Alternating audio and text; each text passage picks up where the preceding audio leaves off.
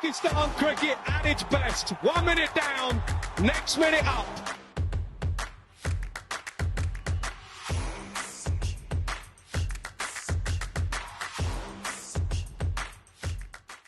Thanks very much, everybody, for joining me once again. Shadab here for PakPassion, bringing you another exclusive interview. Delighted to be joined once again by an Australian cricketing legend. I'm not even going to go into his stats because we all know how brilliant he was. Wickets galore, double hundreds with the bat, part of some great Australian teams over the years. And once his playing career ended, he's coached all around the world, most countries where they play cricket, honestly speaking. Pakistan head coach. And recently he was announced as the Kingsmen head coach for the upcoming Pakistan Super League. Delighted to be joined once again by the legend Jason Gillespie. Dizzy, hope you're well, mate. No, good. Thanks, Shad, for having me, mate. Really appreciate it. Well, first and foremost, thank you very much for your time because it's going to be a busy time for you at the moment. Welcome back to the crazy, chaotic, unpredictable world of Pakistan cricket, Dizzy.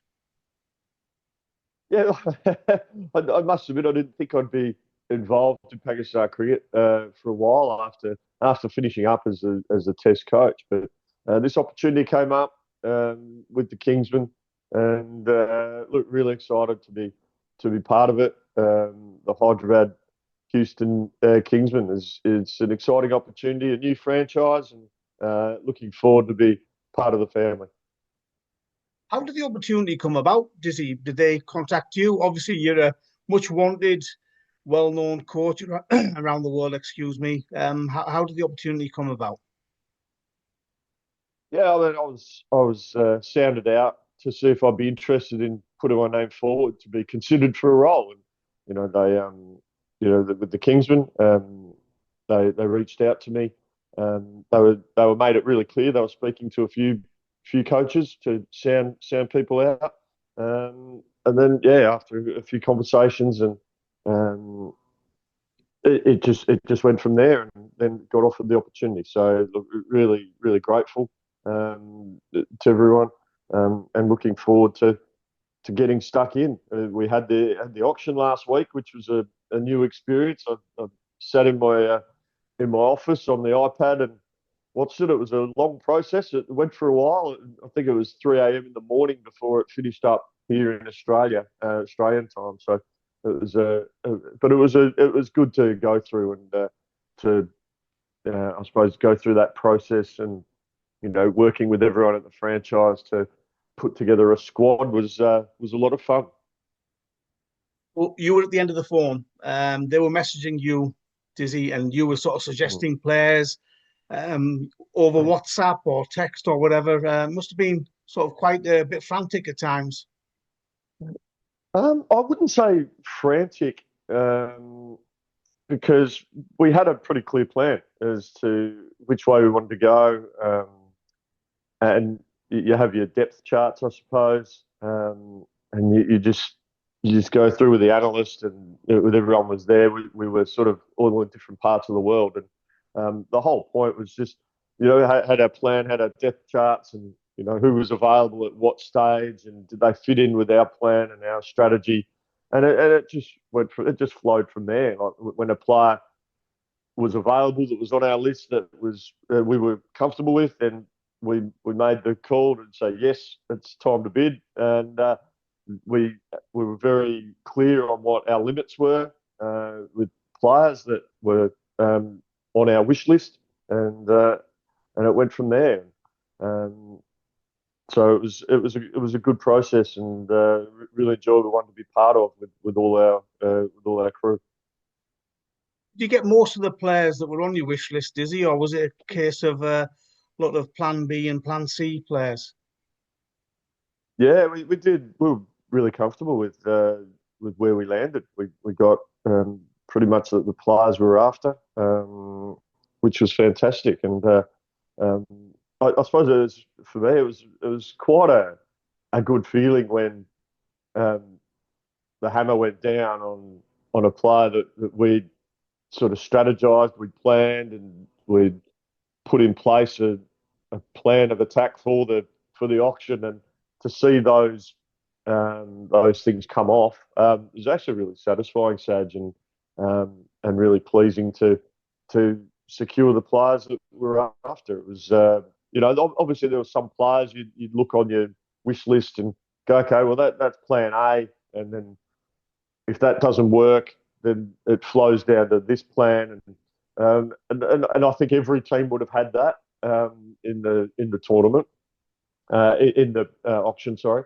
and so every team would have had plans for X, Y, Z, and adjust accordingly. So we were no different, and we had to do that.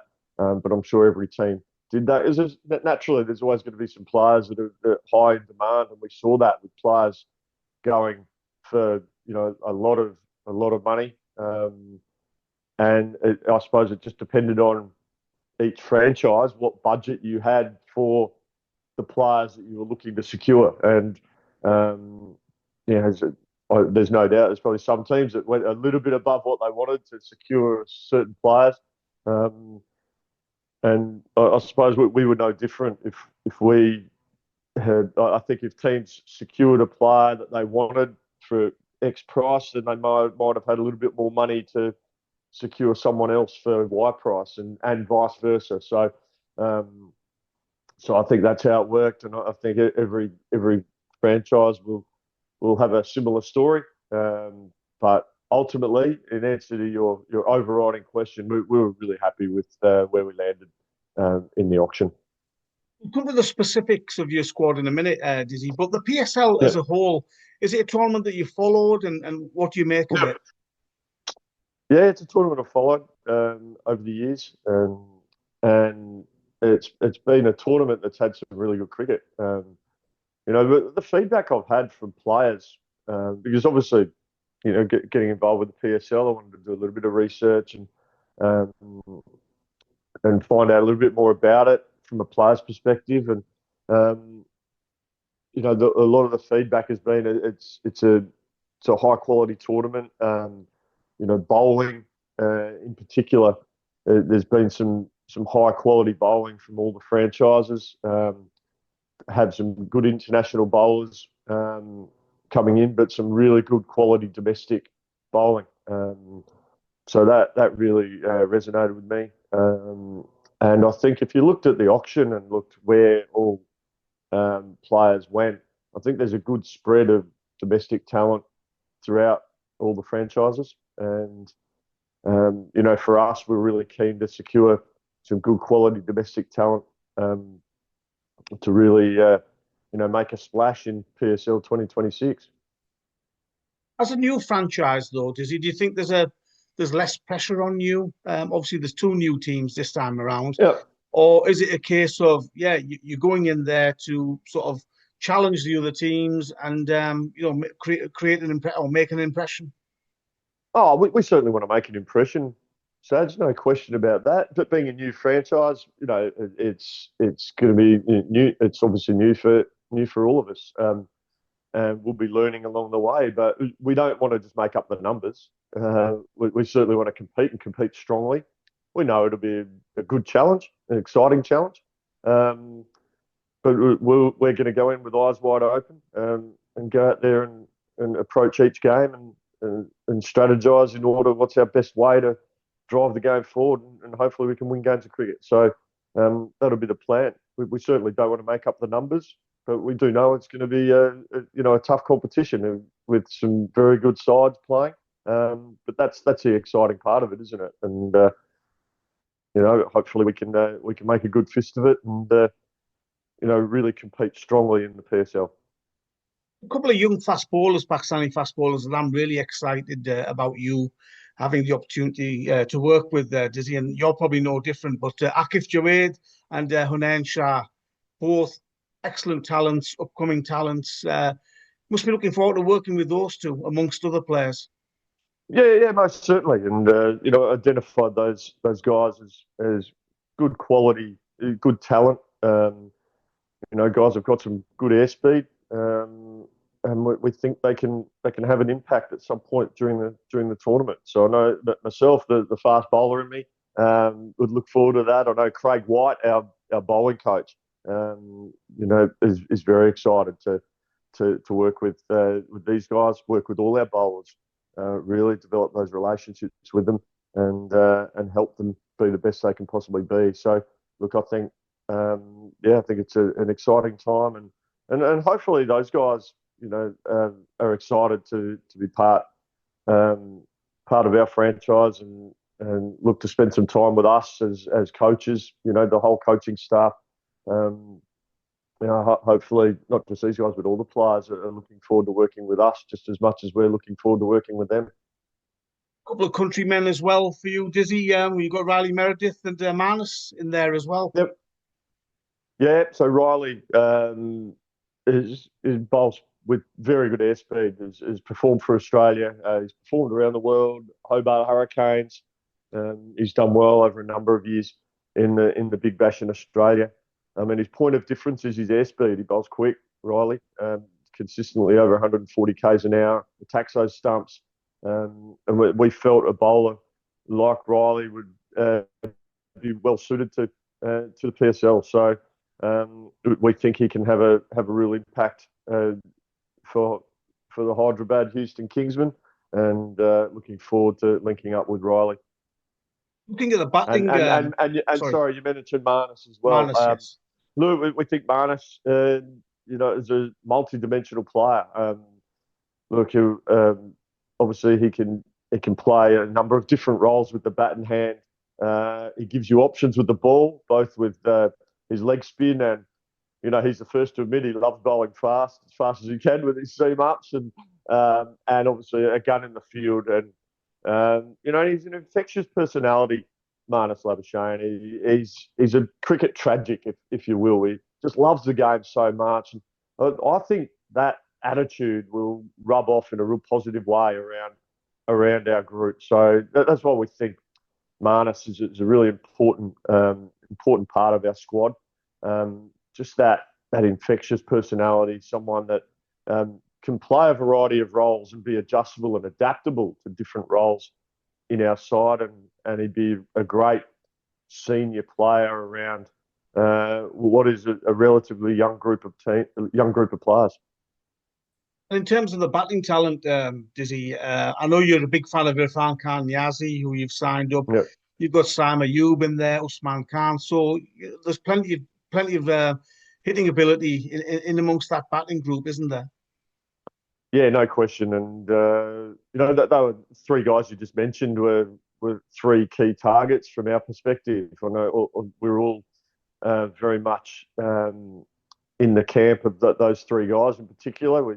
We felt that they all brought something just a little bit different. You've got Syme at the top, one of the best all-rounders in T20 cricket in the world, dashing left-hand player, bowls a whole mixed grill of spin that he bowls, and he often bowls with the new ball, dynamic in the field.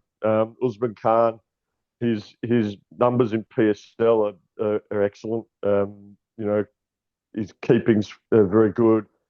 His batting is very adaptable. He can bat at the top. He's shown he can bat in the middle as well. We saw a lot of adaptability with Usman Khan. And then obviously Irfan Khan Niazi has made a bit of a name for himself as a bit of a middle, the lower order finishing type role, and one of the best strikers of the ball in Pakistan cricket, and he's one of the best fielders in Pakistan cricket, and he just fitted in with the vision of what we had for the Kingsmen in this PSL, and absolutely delighted to have him and Usman and Syme in our squad.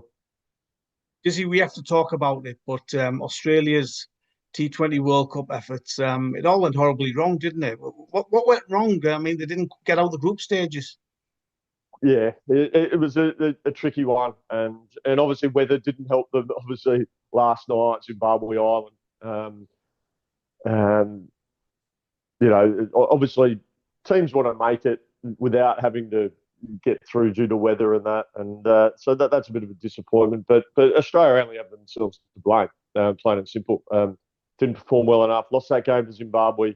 Lost to Sri Lanka badly as well. I mean, fair crack to Sri Lanka. They were unbelievable. Masanko with that 100 was absolutely superb. So full credit to Sri Lanka. But Australia, there's been a lot of debate, a lot of discussion here in Oz about the squad. There's been lots of talk about Steve Smith, who had the most unbelievable Big Bash here in Australia and wasn't on the plane. They got called up late and then didn't play. Matt Renshaw scored the most runs the first two games and then was left out. And other selections, non-selection of out-and-out seam bowlers,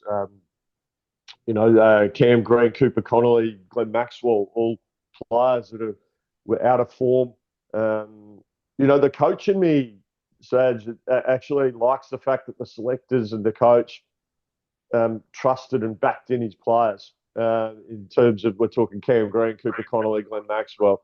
But I think it's all been everything's just come at once. There's been a number of injuries leading into the lead-in was a bit disgruntled with a few injuries. They played in Pakistan and lost 3-0 without Tim David, Nathan Ellis. Glenn Maxwell was rested. The non-selection of Steve Smith for those games in Pakistan as well.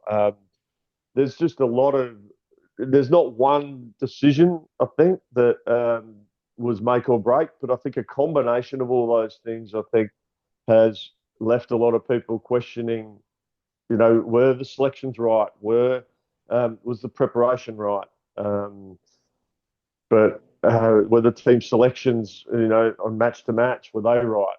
So there's been a lot of questions, and that'll all be unpacked, I'm sure. But ultimately, whichever team goes out there, they've got to do their job, and the Australians, for one reason or another, just couldn't quite get it right. And full credit to Pakistan for winning that series 3-0, and full credit to obviously Sri Lanka and Zimbabwe for knocking over the Aussies. But they were just too good on the night on those occasions, and Australia are left licking their wounds and got to try and find some solutions and move forward. But one would suspect that there is going to be some significant change to the Australian T20 side going forward. Lost a lot of the big fast bowlers. Cummins and Hazelwood obviously injured. Starks moved on from T20 internationals now. So there is a bit of a change around Australian cricket. You've got some ageing stars, guys that have been amazing for Australia for many years. Stoinis and Maxwell, probably two guys that questions will be asked. So there could be a bit of a changing of the guard, so to speak, in that Australian T20 squad. What did you make of another one-sided India versus Pakistan match? Pakistan were really disappointing, weren't they? Yeah, they were. I thought they missed a trick by not batting first on that surface. There seems to be this worldwide trend of no matter what, you win the toss and bowl and chase, because the theory is exactly what, in T20 cricket, there's a lot of variables, a lot of things that are unknown, but when you bat second, you know exactly what you need to do. And that's the theory behind this whole bat second stuff. But I think sometimes, people, you can look at stats, you can look at numbers, everything, but sometimes you have to look at what's in front of you and adjust and adapt. And for me, and I think in this World Cup, to an extent, there have been times when it's been pretty obvious that putting runs on the board and then trusting your bowling attack to defend that target was the right call. And I just felt they got that wrong in that particular game. I mean, Surya Kumar Yadav, the Indian captain, actually said he was happy they wanted to bat first, which I think tells you a lot. I like that. I like that thinking. I think it's a positive option in T20 cricket, batting first in certain conditions. Yes, there are certain conditions where you bowl first. No question. Especially when things like the dew factor comes in and the like. But I think just this trend in world T20 where it's just win the toss and bowl. Saw it in the Big Bash. I think there was 76 out of 78 games, team who won the toss bowled first. And the numbers are still 50-50, just maybe a little bit in favour of winning the toss and bowling first to win games of cricket, but sometimes you've got to see what's in front of you and make a call rather than just look at pure statistics. You see the heat on the senior players at the moment in the Pakistan T20 team, the likes of Babar Azam, Shaheen, the Shadab Khan, guys who are very experienced cricketers and probably a little bit out of form. What do you think? Do you think they deserve some criticism? And where do you see the Pakistan current T20 team and their approach? And, it's not just about the T20 World Cup, but prior to that as well. Yep. Look, ultimately, Saj, when teams aren't performing and individuals aren't performing, the scrutiny grows. Now, we just talked about Australia. Australia hadn't performed, and individual players in the team haven't performed. So the scrutiny will be put on them. And I don't see any difference between that and the Pakistan side. If senior players aren't performing, questions will get asked. I suppose the only thing you've got to ask is the environment right? Have you created the right environment to allow these players to go about their work and play? That would be the only question. But look, I think that has been done. Ultimately, players need to take responsibility for their own performance. And if they're performing well, no dramas. But if they're not performing, the scrutiny is going to be put on them.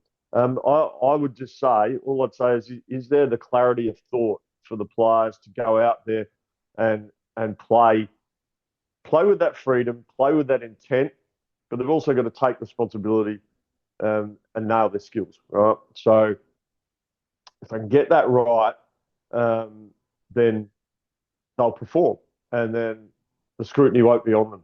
So ultimately, players are responsible for their performance, and if they don't perform, the questions are going to be asked. So that's always my challenge to any players that I coach, is that the quickest way to get rid of the criticism is to actually put performances on the board, and that it's as simple as that. You mentioned Shaheen Shah his numbers are very good in T20 cricket, T20 internationals. He has the ability to take early wickets when he's swinging the ball. He comes in at the death and bowls those really good Yorkers. He's probably been a little bit hot and cold in the last little while, but we know he's a quality performer. Babar, there's been a lot of scrutiny about Babar. My question would be, is he completely clear on what his specific role is in the team? And I'd love Babar to just go out there and play with complete freedom. Now, what does that look like? People always throw these buzzwords around, Saj. What does complete freedom look like? For me, it's playing fearless cricket, but not reckless cricket. And what I mean by that, with batting in particular, always look to take the positive option, but it's not slogging. It's just being aggressive. Don't be afraid to take on the field, particularly if you're batting where there's only a couple of fielders outside the circle. You've got a lot of real estate to work with. You only have to beat the infield and it's 4. You only have to get over the infield and you get runs. I just wonder if if Babar is just a little bit too worried about. He's so focused on trying to get the team off to a good start or continue the game. That fear of getting out, the fear of failure in T20. It doesn't last because the game moves so quickly. If that makes sense.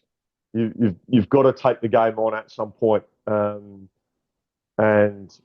We've seen Babar be able to do that, over many years. And, I think just if he's got that real clarity in his mind, just go out, I'm just going to go out and play here. More often than not, because he's such a good player, he will succeed more than he fails. As long as he's got that real clarity in his mind about just going out there and playing with that freedom and being, have really good intent. Dizzy, always a pleasure hearing your views, and I'm sure everybody in Pakistan's excited and looking forward to seeing you back there once again. Mate, I'm looking forward to getting back, and I'm excited to, for the Hyderabad Houston Kingsmen to be playing in front of some big crowds in Pakistan, some of the wonderful grounds there, and looking forward to catch up with all the friends I've made in my short time I was involved with Pakistan cricket. So looking forward to getting over there, and hopefully the Kingsmen we can put on a show and play some entertaining cricket. Very good, Dizzy. Best of luck at the PSL, and thanks very much for your time. Thanks, mate.